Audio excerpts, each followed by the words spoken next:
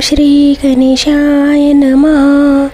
श्रीनारद उवाच प्रणम्य शिरसा देवं गौरीपुत्रविनायकं भक्तावासं स्मरे नित्यम् आयुकामार्थसिद्धये।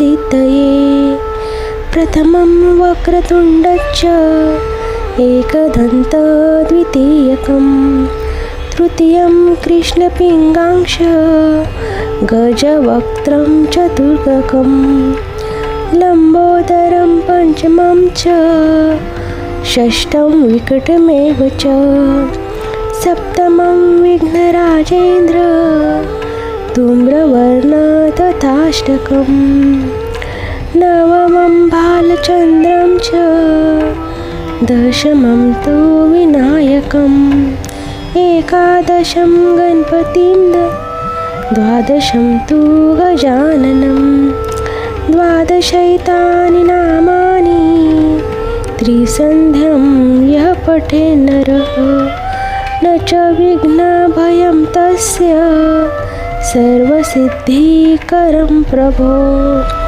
विद्यार्थी लभते विद्या धनार्थी लभते धनं पुत्रार्थी लभते पुत्रा मोक्षार्थी लभते गतिं। जगद्गणपतिस्तोत्रं षडस्पीर्मा फलं लभेत् संवत्सरे सिद्धि च लभते नात्र संशयः।